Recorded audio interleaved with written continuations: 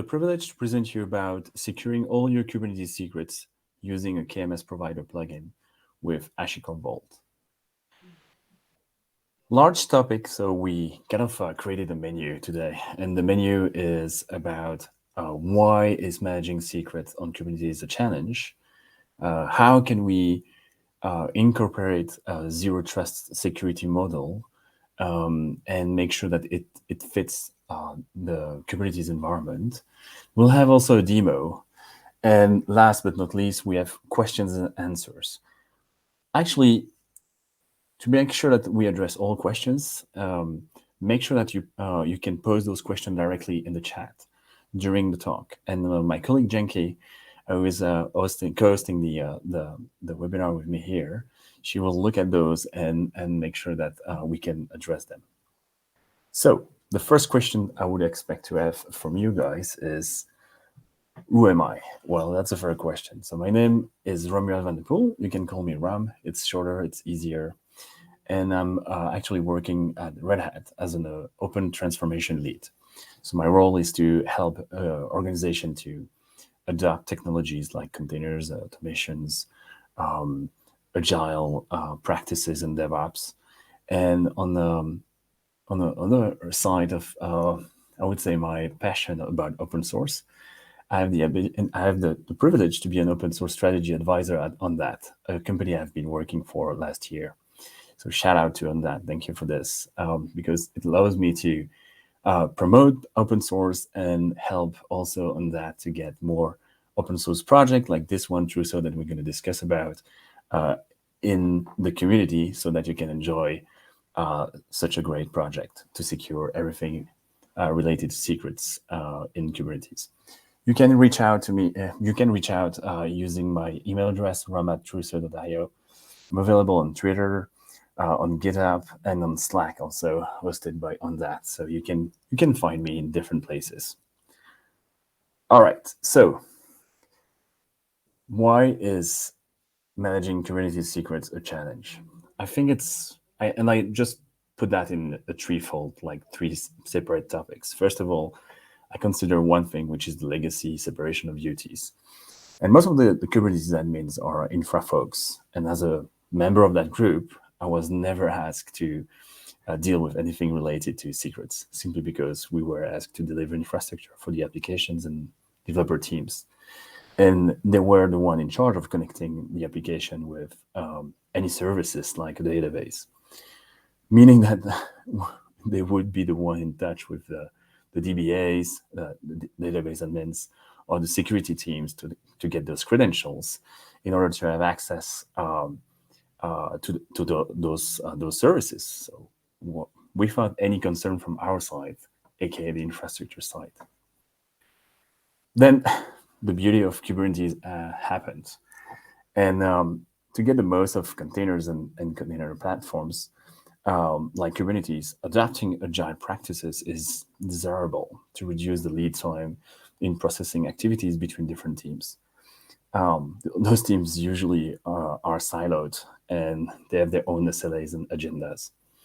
The concept of separation of duties might disappear in favor of a unified DevOps kind of team able to leverage infrastructure as code instead of gating requests to tickets. And I'm pretty sure you know what I'm speaking about. So, however, from my side, as a previous infrastructure consulting architect at Red Hat, I had the opportunity to design container platform within different types of organization, from legacy, very legacy ones, up to DevOps style, the DevOps style shop. And one thing that was always left on the side was the secret management, which will bite really hard later. If you have any questions, just drop them in the chat. We can address that straight during the talk. We're making sure that we can address those questions. So the last piece is the actual Kubernetes design. One of the major benefits of Kubernetes is to have built an agnostic architecture, allowing users to choose between different bricks to handle things like networking, storage, and security, with based on I would say the organization requirements. And same goes for handling secrets, by providing an API to deal with secrets injection.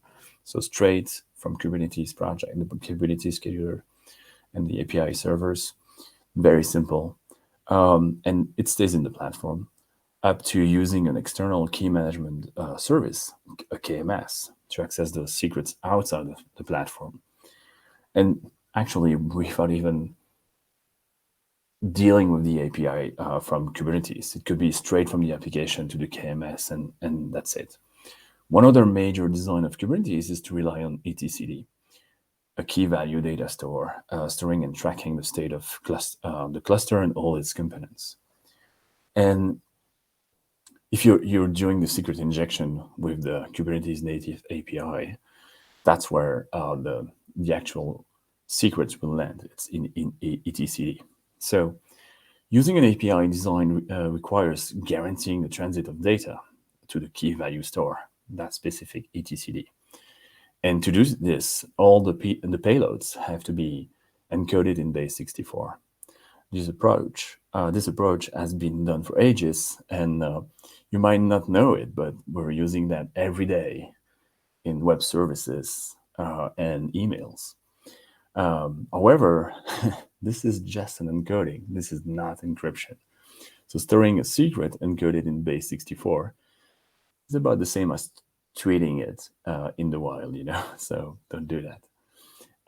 Also, to be fair, if we were to let on the side the Kubernetes design and everything related to those requirements, and just look at the application, like I was mentioning, application KMS. So just at the application deployment using containers and having a secret management based on the KMS, everything would be so simple, because it would be as simple as with the old legacy approach, where everything is already separated, but in the reality is that you wish to have this handle in different layers and different with different components of Kubernetes.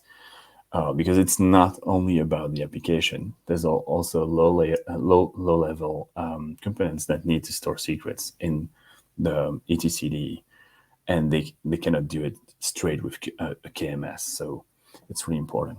So how can we actually solve those challenges? Well, the Kubernetes project maintainers came up with a couple of different, I would say, best practices, or at least advices, so that we're making sure that etcd and all the key values that have been stored in etcds are safe. And to do that, the first thing is to enable encryption at rest. There's a couple of different ways to do it. It could be at file system level. It could be with some keys, and we'll see that in a moment. That is configured for the handling of the secrets. And then there's the concept of RBAC rules, role-based access control rules.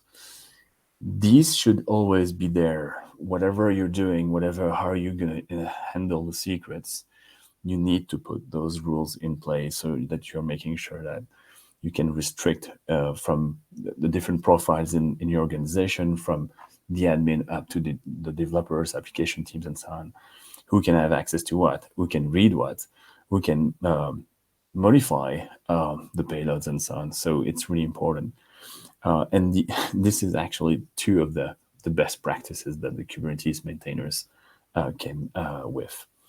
The only issue with the first one is that from a project perspective, you can see that all the different ways of encrypting are kind of not, they are not fitting a production environment. It's pretty good for doing some dev environment. It's pretty good for some test environment. But when it comes to production, none of those encryption keys at rest will allow you to make a proper environment that will actually be compliant with some regulations like NIST and so on. So if you wish to have this in place, you need to have something way better in terms of encryption for the components in etcd. And the KMS provider is actually the one that has been suggested by the Kubernetes maintainers. So you can see here, please use the KMS provider for additional securities. And that's really important. So what is actually a KMS, or a key management service? It's multiple things at the same time. It depends also what kind of product that we're discussing about, or project. And if I take here as an example the Hashicorp Vault, it's a pretty elite solution, which is available as a community and enterprise edition. So you can really start tinkering about secret managements, and with Trousseau or without Trousseau. And then when you have a pretty good understanding of what you need, you can then move to an enterprise solution for your production grade environment. But the KMS is basically if you remember the old password manager, that would be one of the first thing. It's really allowing you to store those secrets, those credentials, and allow application to get access to those credentials via an API or via different means, like an agent that would be running in the one pod with your application to extract those information and use them to access a database, for example. Then you have the other mechanism that allows to authenticate platforms. Like, for example, Kubernetes can be also authenticated through a service account. And then you can leverage that to get access to specific secrets too. And then you have concept of like transit key, transit and engine keys, where you can basically use that service to encrypt on the flight payloads. And that's actually what the KMS provider plugin is doing for Kubernetes. It's the ability to encrypt on the flight your payload, and making sure that that payload is then injected in etcd and it's saved from any, I would say, abilities to be read by anyone that has a privilege. So then there's another construct that, and I'm pretty sure it's all over LinkedIn and blogs and Twitter. It's all about zero trust security model. So what is actually a zero trust security model? It's a couple of principles where we ensure that we never trust, and we always verify what's happening. We always apply the least privilege, and by default, we deny everything. We have proper observability, so full visibility and the ability to inspect. And we have a fully centralized management for everything, like secrets. It's the same too. So if we were to translate this in the world of secrets for Kubernetes, we would think about single strong source of user identity. So that's the centralized management. Then we would have user authentication, machine authentication. So we never trust anything. We need to verify and making sure that those constructs are authenticated. We need to have additional context check to ensure compliance and device health. So that's the full visibility and inspection. And then we have the authorization policies to access anything, whatever it's an application, a platform, whatever. That's the least privilege and the default denied. And it also applies from an access control perspective, from the access control policies within the application. So it's not just about making sure that the platform is secure, but also the inner circle of the application with the multiple and different parts are also secured. So that's what is zero trust. And that's what KMS can provide you with. The KMS provider plugin can provide you. Never trust, always verify. So what we have is that when you push a secret to a KMS provider plugin, we are ensuring that the Kube API server is forced to pass everything related to the secrets to the KMS provider plugin. That will then send that to the KMS provider, like Hashicorp Vault, to encrypt the payload and come back. So it's a full in-flight encryption of your payload. Then we have the least privilege and default deny. So it's coming back to the actual Kubernetes RBAC rules, but also from a KMS perspective, centralized also from there, we have the ability to put some policies in ACLs to make sure that when a resource or user or an application is trying to have access, or platform trying to have access to anything in the KMS, we verify that we never trust, we always verify that that specific resource has the privilege to have access to it or not. Then we have the full observability, the inspections. It's really important for auditing purposes. We have both when I was working on that and also at Red Hat, we have many customers coming back and saying, well, we need to answer those audits and we need to make sure that we have logs that are meaningful and that we can prove that the full end-to-end chain is fully protected. And it's really important, like when we are answering to a request for price or a project, whatever, where we have those construct for public sector, for example. So it's really important. So that's something that we cannot say, no, we don't have that. Then we have the centralized management, where actually in the KMS approach, we would authenticate the Kubernetes platform.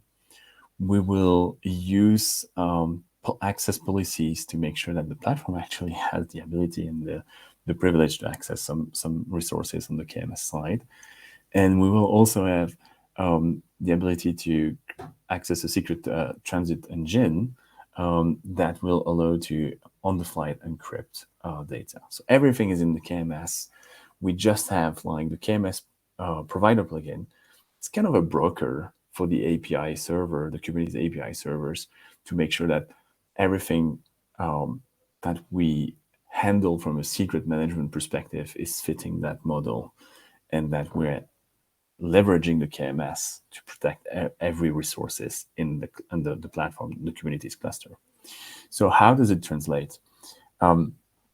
Let's say that I have a user, and actually we'll do that in a demo, so you will be you'll have a chance to see this. So let's say you have we are a user and or developer, and I want to create a secret. So basically, if I send that to if I do a kubectl applies -f secret.yaml, this will be sending the request to the API saying, this is a secret, this is the type of secret it is, there's a key value there, and I want you to register that in a specific namespace in the etcd. That's basically what it does.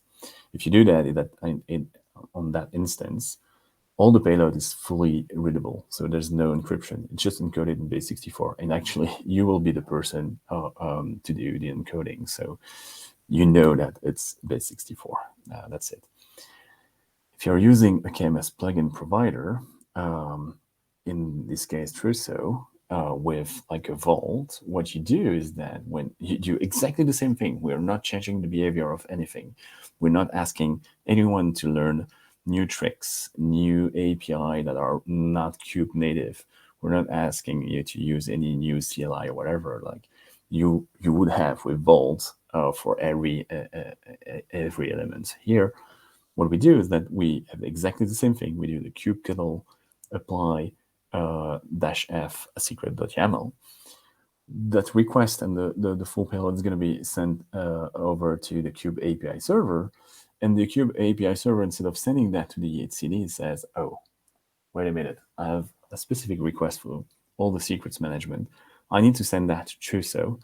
And Trousseau will actually take the full elements and send it to a transit key to Vault and get back the actual payload that will be encrypted. Nothing is stored on the KMS provider, here in this case, Hashicorp Vault.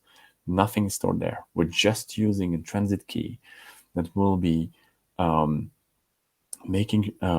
taking the payload, the base64 encoded payload, encrypt that, and then send it back to Trousseau. Trousseau will hand over this to the Kube API server, and the Kube API server will save this in the etcd instances running on the Kubernetes platform. Very simple, full on the flight, everything protected by a TLS approach. So it means that it's fully secure, and it's fully native. We don't have any specific elements there that will need to learn new skills, but also we also can keep the full separation of duties that we were discussing earlier. Really neat. So let's have a bit of a demo. So the demo is based on actually one KMS, which is Hashicorp Vault Community Edition. We have Trousseau version 1.1.0, and then we have a Kubernetes platform, which is running 1.22 release. And we have, if I'm not mistaken, and then the overall is running on CentOS 8 stream. So I want to go back to this before doing anything else. So it's basically the separation of duties. Here, we have three different teams. We have the app team, we have the kube team, and we have the security team. So the first part, so it's to configure Trousseau. And this is something that you do one time, and then you're good for all the lifetime of the platform. So everyone has its own responsibilities and role. The kube team will enable the Kubernetes authentication by creating a service account and providing all the details of the service account to the security team, and the security team will enable a Vault transit engine and configure all those information for the environment to be a working environment. Then we'll have a key value store created for Trousseau where the configuration will be put in, and we will make sure that there's a policy, because we want to match that zero trust environment that we were discussing before. And then when everything is okay from that standpoint, we will deploy Trousseau, and Trousseau will basically do one thing. When it deploys, it's a daemon set, and it will deploy. So the ability of the daemon set is if you have one master node, it will deploy it on one master node. And then when it grows, if you move to 2 master nodes and 3 master nodes, obviously for production purposes, then it will automatically scale up because of the daemon set definition. So that's pretty neat. And then in the daemon set, we'll see that we'll also call a specific config map where with the service account, we will recover the information about the Vault transit engine, so that when the Kube API servers knows that Trousseau is available and it needs to hand over the actual secret payloads to Trousseau, Trousseau knows that it can have access to the transit key from a Vault. So that's pretty intense, but you will see that it's quite fast to take on. Then we have the application team. The application team is totally off the configuration of that part. The only thing that we can imagine is that at some point they want to create a secret. They will use their means of creating a secret. They can use plain kubectl approach. They can use a project like SOAPs, for example, from Mozilla. No issues. They can do that. When it will hit the platform, obviously we want to make sure that there's that the team is allowed to do that, so that it goes through the RBAC rules. If they are allowed to do this, it will end up on the Kube API server, and from there, hand it over to Trousseau, goes to the Vault Transit engine, encrypt the payload, and come back and store the secret in CD. So that's what we are expecting from this thing to happen. So I'm going to stop sharing my screen here and share the full screen. Let me do this.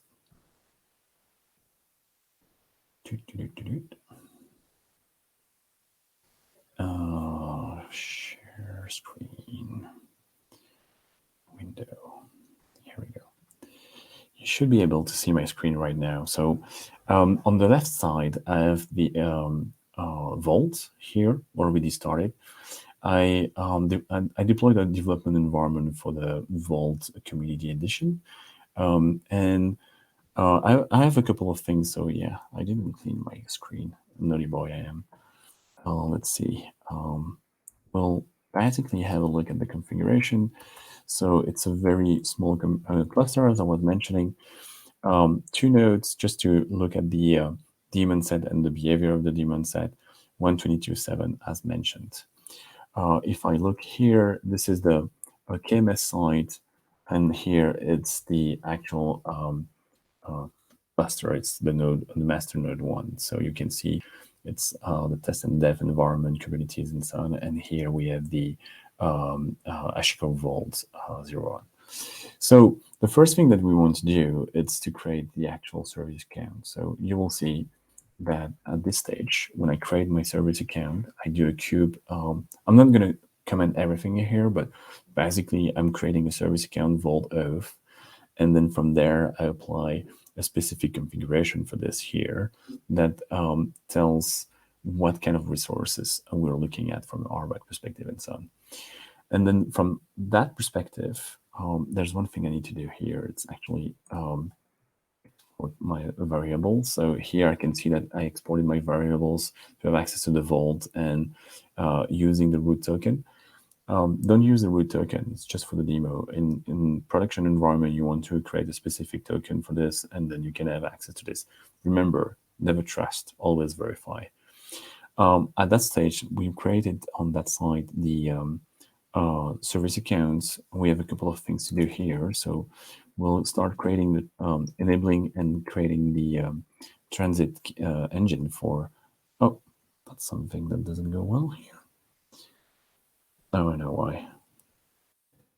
Okay. I didn't put down good enough. Let's show the word go. Let's see. If I do this, maybe just yeah, so that's just this. So here I just enabled the transit engine, and then I created a specific key for Trousseau in the transit engine. So everything is separated. It's not a generic one thing. It's really separation duties and per component and per platform. It's really important to mention this. So from there, we can create also the policy for this. So from a policy perspective, we are going to create a specific policy for Trousseau for the secrets where we will store the configuration. And we're going to say that we just want to have a read-only and the ability to list things. That's it. Then we're going to create the actual values for this. So we have a couple of things that we're going to put in. So the configuration for that we're going to try to recover, it's basically, oh, I need to change this. It's wrong because the token is not correct. No, it's correct actually. So we have the transit key name. So that's what we created. And then we have the vault address. That's the server. And then we have the vault token. That's a Trousseau demo here. And we have a TTL. That's pretty good.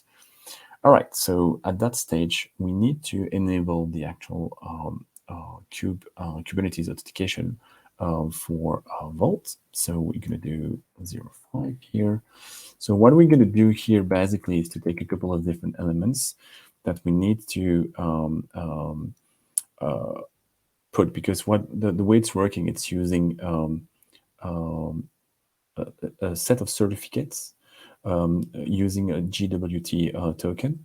And we're going to export this into the Vault. Obviously, on the production environment, you're not going to do this that way because that's going to be a major flow. So you want to be with your security colleagues on Secure Console and do this. But that's one thing to keep in perspective. So one thing that we need to consider is that because we have an environment which is totally split, the Kubernetes host should not be the 127 local host address. It should be actually a fully qualified domain name. So I'm not going to export this. I'm going to do an export of this, and then my first doesn't matter. So.io, and then it's port 443 here. And then I'm going to export the values. Remember, it's just for sake of the demo and showing you exactly what we're doing. Don't do this that way. You're going to expose all the different elements here. That's not what we want. Oh, something is not going well. Yeah, so that's something I was not expecting to have.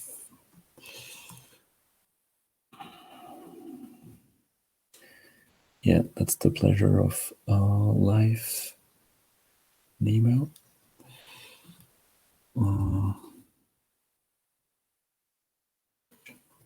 This, yeah. Okay, the port has already done. I did it for nothing, but that's okay. Then I'm gonna do an export of this. Export. And then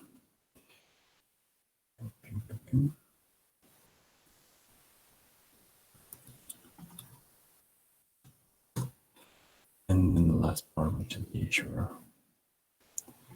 Really important element too. Otherwise, with the new Kubernetes token review, you need to have this. Otherwise, it's not going to work. Or you need to mention that you don't want to use it. But yeah. All right. So from this stage, normally I should be able to do the 06 from that side. So the 06 is actually pushing all that into the vault. So at that stage, what we do is that we are taking all the different payloads and we're pushing this into the configuration of the authentication for the platform. So the platform is now able to connect to the vault and recover some information if one of the daemon set, for example, is calling the specific service account and the config map that we're going to create. So it looks complicated, but the documentation on the wiki is pretty neat. You can look at this. So we did the 06, so we can do 07. So 0 is actually the config map. The config map is basically it's creating a specific configuration file where the Trousseau will be able to recover the information specifically for accessing the vault and the transit key. And this will be done through sidecar, so meaning that we're not going to put that in a configuration file that will hang over somewhere on the system, but just Trousseau will call this, and it will be fully protected also from anybody's eyes. So it's really important. And then now we need to do something, which is basically, we're done with configuring the overall platform.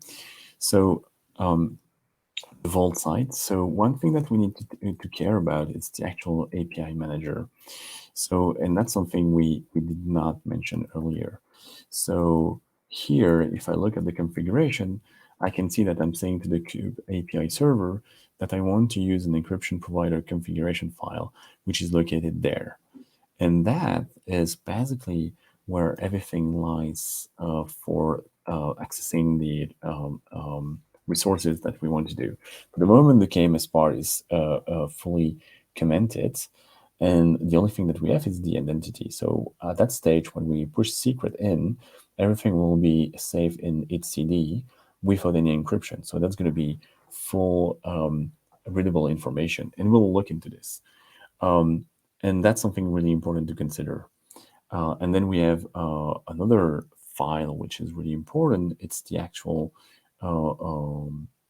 daemon set. So at that stage, we have the daemon set here, and we're going to apply the daemon set here. We're going to get the odds W, and then we can grab Ron, we have a question come through. Yeah, sure, go.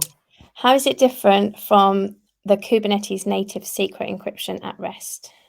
Oh, so the difference is that when you do at rest, you will define the keys within that file here, and you will need to the keys will be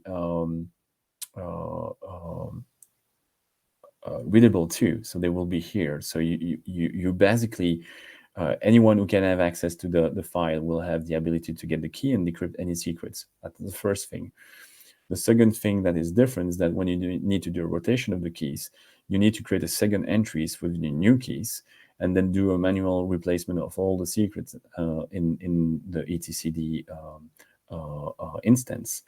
When you do here, when you use the KMS provider with Trousseau in the Vault, if there's a rotation of the key, that's something that is going to be totally transparent to the platform.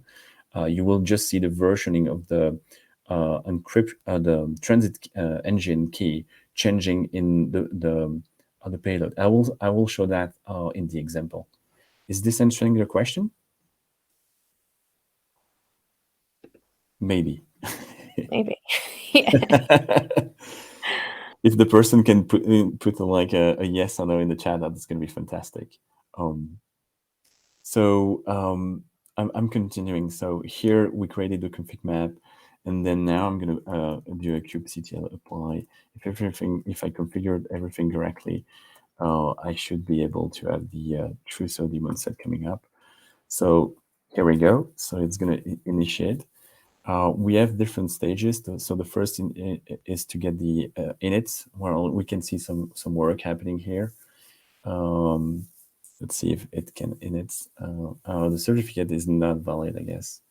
We have an issue with the certificate. So I messed up the deployment. We'll see how it goes. But I think interesting. Let's see.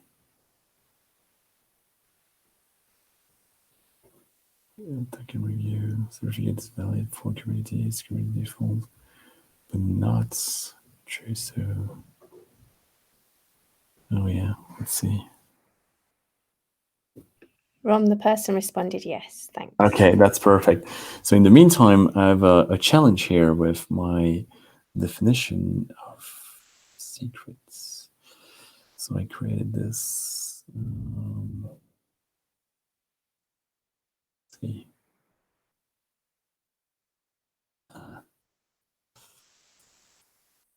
That would be bad if I can't show this. So basically, that's what I was mentioning with the token review. The certificate that is created by the service account is okay with those elements, but not with the not with my host. So let me try to do that again. So in this case, it's the issuer that is not happy with. Which one is good? So that's the host. Host. This one. Not happy about it. I know why. Maybe.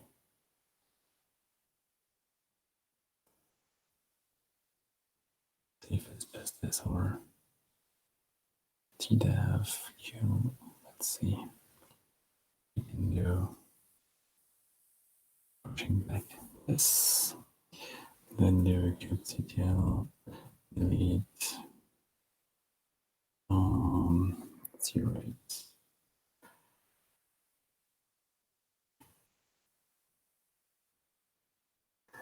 Yeah, Jinky, I didn't put enough offering to the god of demos. So I would like to apologize to the folks joining us. We'll see if it goes well. But at least we saw something that we were discussing about the zero trust model. If you don't have if you don't have access to the environment, you will not be able to have access to the resources. So apparently, the certificate is not correctly addressed here. Let me have another try with the code here. Generate this again. So I can export this.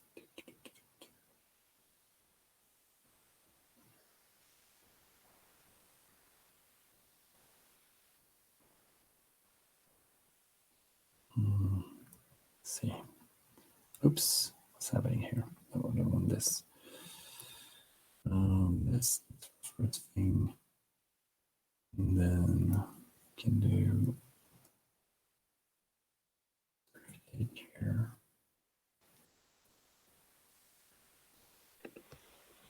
Ron, we have another question. Yeah, that's perfect. Just go for it. We are exploring different KMS and we need to support integration for different KMS in our product. What do you recommend? How is Secret Store CSI driver for integration for multiple CMS in the uniform way? For a CMS, so we're speaking of specific application. So exploring different KMS is a question of looking at the platform that you will be mostly using. So we see customers using, for example, GCP KMS because they are deploying mostly in GCP. And that would be a good choice if we think about it, because it means that you will have a fully integrated ecosystem. And then you would have some multi-cloud customers where you might have on-prem and then in the cloud. So you need to find, I would say, an agnostic solution which can be available in any hyperscalers or hosters, and that will allow you to make sure that you have a fully consistent approach across the different environment in which you are deploying your environment. Now, from a secret perspective, when it comes to, I would say, choosing one or the other, it's really a question of, and when I say choosing one or the other, so you have the ability from an application perspective to have access directly to your KMS, so GCP or AWS or Azure KMS, with the concept of agent sidecars or any API or perspective. Some will allow you to have a CSI approach. So CSI, for those that doesn't know what it is, it's the container storage interface. So basically what you do is that you're recovering the secret, and the secret is mounted through a persistent volume, and the application can have access to the file in that persistent volume where the secret is stored.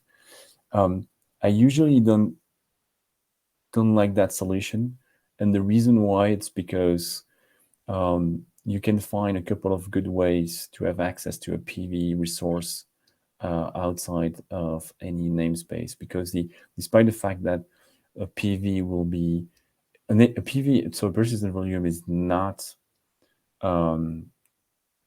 namespaced. So it means that it's a global resource from a Kubernetes platform perspective, but Kubernetes will always put mention, like an annotation about the namespace. But it means that you can always have access to the PV if you're knowing what you're doing. And you don't want to do that. Otherwise, it means anyone can have access to the secrets. So I would go more for the agent approach that will connect with the KMS through an API and recover the credential for the application. Is that answering the question for the person? I'm doing that again. We'll find out. Yeah. So let me try to. I can see that the dial back is not going to work.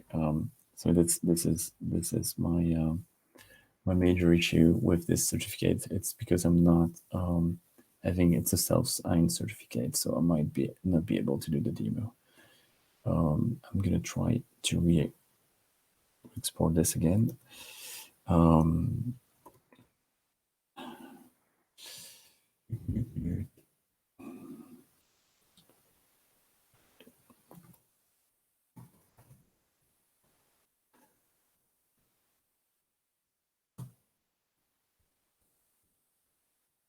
All right.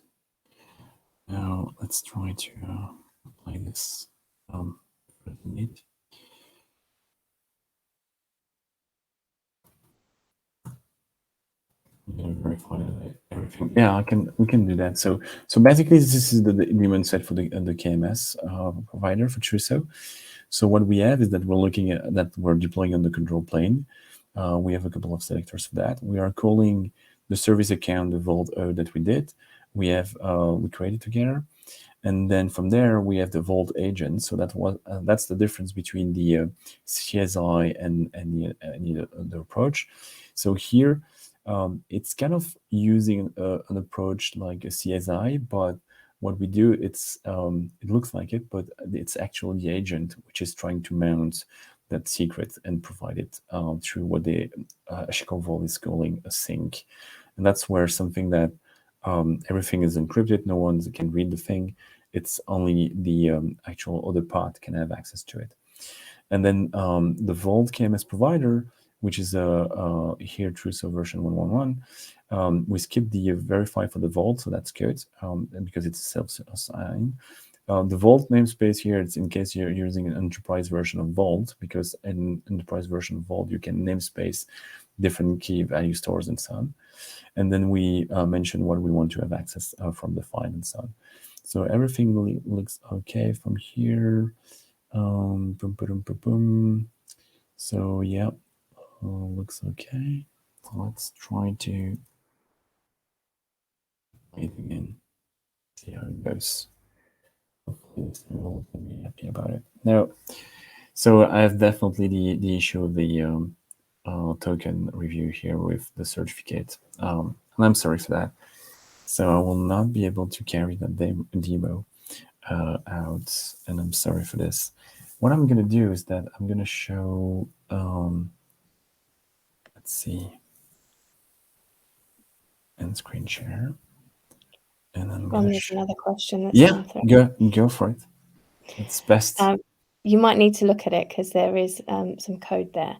Oh, it's like okay. we need to support multiple KMS integrations, say AWS, GCP, Azure, Vault, in a uniform way. We explored Secret Store CSI and one third-party tool, external secret, and then there's a code. Do you have anything in mind that can satisfy our use case? It's like we need to support multiple KMS in a uniform way. So yeah, that's the goal of actually the Trousseau. Trousseau is so for the moment. Trousseau is looking at it's looking to Vault as a first KMS, but we are currently, and that's what I can show actually. We are currently working on a roadmap where we have different KMS also. So we're looking into extending this.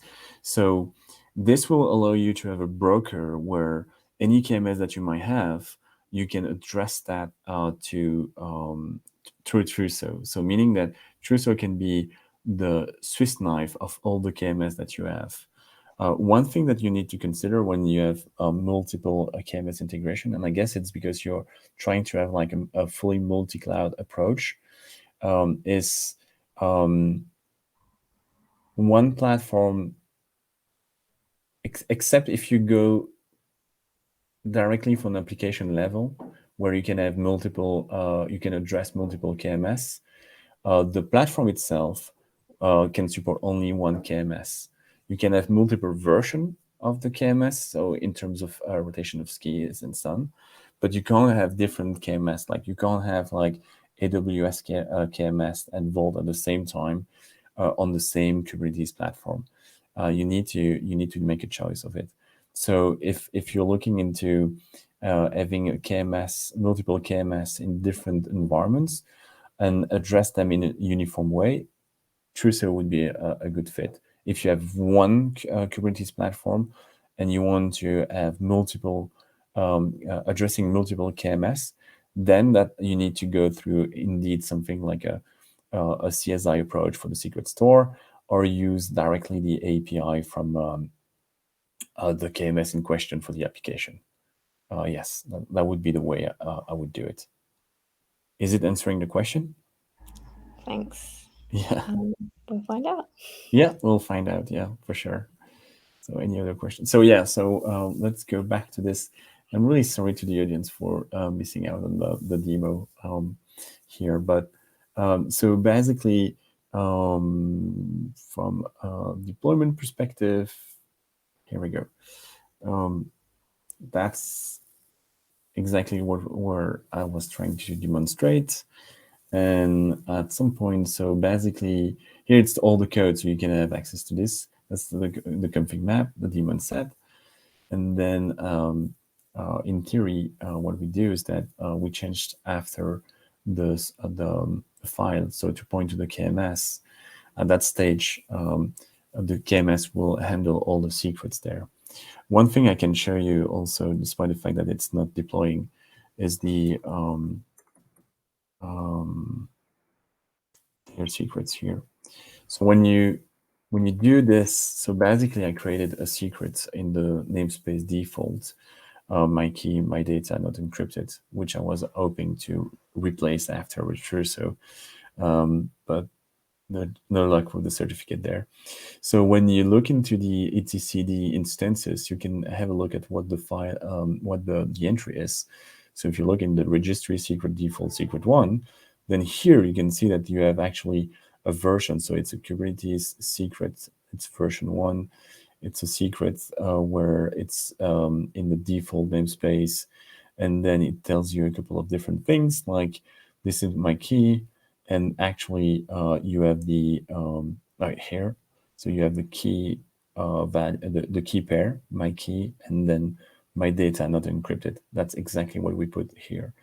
And if we were to replace if we were to change the actual encryption with Trousseau, you would have and we do a replace, and actually that's something that you need to perform. So if we do a replace like this, obviously here it's not going to look into this, but when we do a replace like this, it means that because we were having a non-encrypted set of secrets, and we do a full replace of them, so all those secrets would go through Trousseau and get encrypted, and then you can verify the payload for it. So here, for the secret that we created, this would be changing to the version. So it would say Vault and then version 1, and then you would have an encrypted payload. You would not see that anymore. So that would be the difference, and that's how you could verify the actual outcome of it. So that's the way I would do it. Oh, I think I didn't show this properly. I'm juggling between screens. So the person responded saying, yes, thanks. We're also of the same opinion that the secret store CSI drive will satisfy our use case. Yeah. So let me just do this again. So just because I was not sharing my screen correctly. So here, the secret I already created, so it's not going to work. But so it's already in. And what I do here is that I'm querying the etcd instance from the first node, and what we can see is that we are targeting the secret for the etcd in the default namespace and the name secret 1, because that's our secret. And here we can see that from that standpoint, this is the output of the etcd. We can see all the information about the namespace, when it was created, and so on. And then we have the field with all the data. So with the key value here, the pair, where my key and my data not encrypted. This is exactly what we were pushing here. And then I was mentioning a replace. So the replace, I'm going to do this here so you can see that. Replace is when you switch to a KMS provider, you want to encrypt all the secrets that were already created within your platform. So in this case, you have a bunch of different secrets that are related to the platform in terms of accessing, for some components like core DNS, there's a couple of tokens and so on. If you want to add a new nodes and so on, all those secrets are there and they're fully readable. So when you do a replace, by changing the provider to, that's what we were looking here.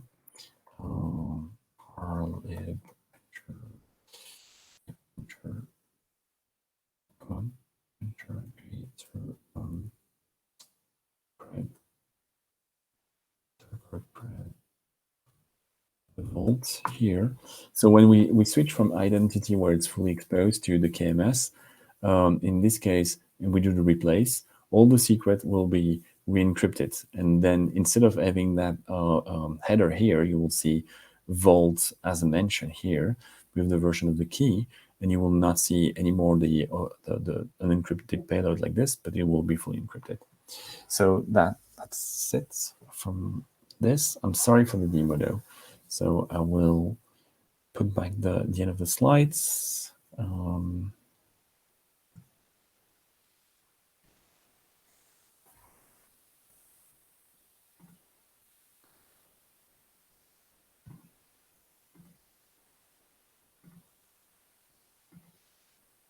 Here we go. So what's next? So first thing, we have a roadmap. As you could see, we are working on multiple different KMS integration, fitting the ability to have a one way of working with multiple KMS.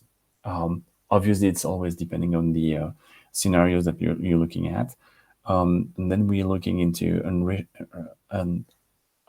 more interesting verbose version of the logs, so that we can not only have some kind of decorrelated logs, so from one side being the Kubernetes platform plus Trousseau and plus the Vault, but have something totally integrated that it's easier for an audit perspective to look at and make sure that we have an understanding and we can correlate events together. And then we're also filing for the CNCF Sandbox project to put the project as a fully community version within the CNCF construct. So that's one thing that we're looking at too. So from a call to action, there's a couple of things that I want to mention. First of all, keep your secrets. As you could see, we were definitely fitting the model of the zero trust security model, where if we're not able to verify, you will not have access to. So at least that's something that was working today. Join and contribute. So whatever it's the contribution, you are welcome to come on the GitHub website, the repo, where you can, whatever it is, it could be from the documentation, giving feedbacks, looking for filing for RFEs, request for announcement, contributing to codes. We are welcoming all the different ways of contributing to open source projects. We have also, sponsored by Ondat, we have also an online lab. So if you go on Trousseau.io, you will be redirected on the ondat.io/Trousseau website, where you will have a bit of a, I would say, a good definition of what Trousseau is doing. And at the lower end of the page, you have a lab that you can have access. It's a real lab environment, so you can play around with the Kubernetes cluster, Trousseau, and Vault. So it's really nice. Also, last thing that I want to do is a shout out to Ondat for sponsoring Trousseau and giving us the ability to address the secret management for Kubernetes native way. Also, if you want to have more discussion around Trousseau and also maybe Ondat, if you wish to, obviously, there's a Data on Kubernetes meetup in London on March 24th. So you are welcome, if you're around, to join in person. That's going to be in person, but also there will be a virtual version of it. If you go in person, most likely you will be able to add some good swag there. So don't miss out on this. There's going to be beer, pizza, and swag. So what can go wrong with this? Apart from that, thank you for joining, and I wish you a very pleasant day. Thank you, Ram. Thank you.